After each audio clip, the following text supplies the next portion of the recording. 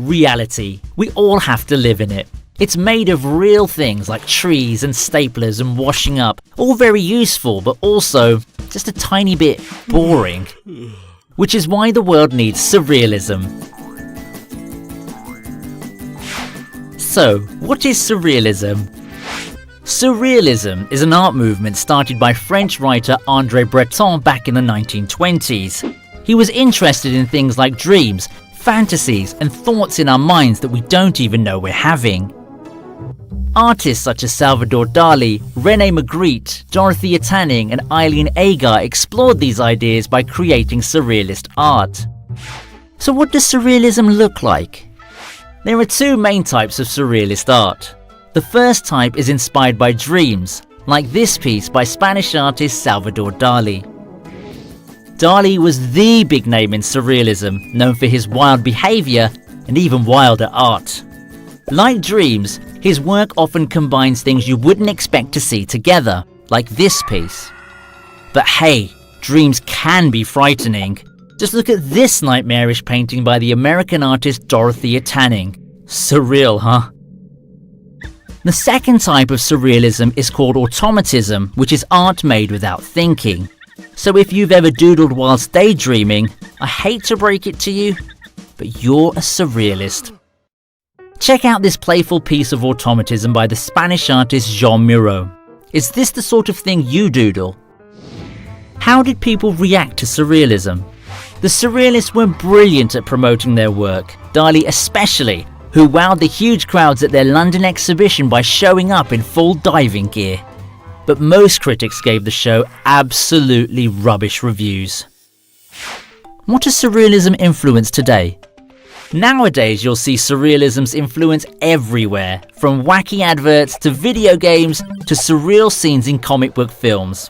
Anything that tries to break free of plain old reality with a little wildness, weirdness, and joy.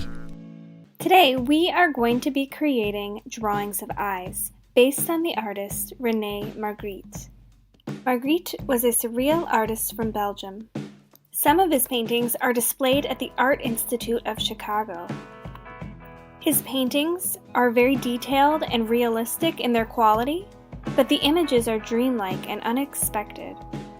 For this assignment, we are going to take inspiration from one of his famous paintings titled The False Mirror. In this image, Magritte creates an eye, but adds an unexpected twist to the inside by including clouds. Our goal is to draw a realistic eye, but add an unexpected, surreal twist. So get creative and have fun with this assignment. Now I'm going to show you how I started drawing my eye, so you can go from there.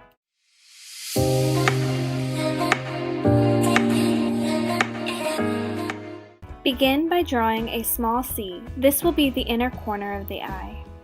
You want your eye to be large and take up most of your paper. My tip is to use small, sketchy lines. That means you're using quick lines, drawing lightly, and bringing your shape across the page. You want to create an arch, kind of like a football or an almond shape for the eye.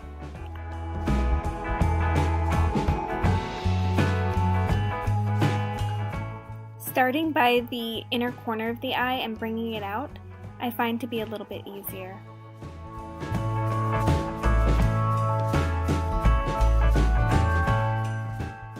Now it's time to add some detail. I'm going to add a curved line here to separate the eyeball from the inner corner of the eye.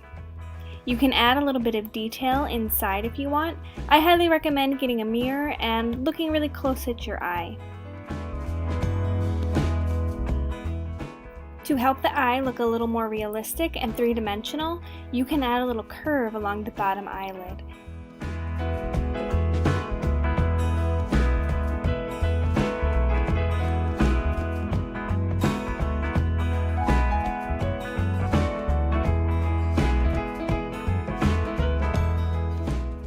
Everyone's eyes have different shape and eyelids. Sometimes your eyelids are hooded, sometimes you can see a lot of the eyelid, so it's your choice. But adding an eyelid will also help your eye look more realistic.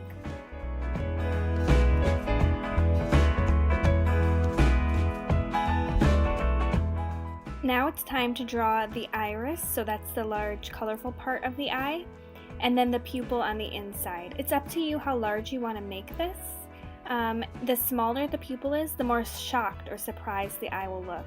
So if you want the eye to appear more relaxed, you definitely want the eyelid on the top to be covering a little bit of the iris. Please remember to use light, choppy lines. It's okay if you don't get it perfect the first time, just keep working at it. My other tip is to draw a shine in the eye. This is an area that you are going to leave white later on. This will help the eye appear more realistic and glossy. If you choose to create eyelashes, remember to follow the curve of the eye. The eyelashes aren't going to be coming straight up, they're going to be curving outwards. Use quick choppy lines and layer them as well.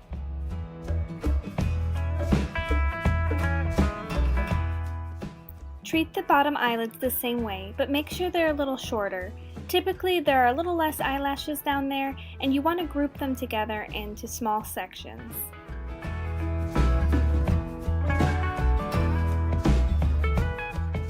It depends on your image, but if you want to include an eyebrow, my biggest tip would be to draw the bottom line of the eyebrow. You can make it straight. This eye is obviously more of a woman's eye with the eyelashes and the arched brow, but you can choose whatever shapes you want for yours. Once you have a basic eye sketched on your paper, you can start to create your surreal image. I'm taking inspiration from some of the pictures I found online, so I'm going to be turning my eye into a fish that is flying through the air. Get creative with this part and have fun.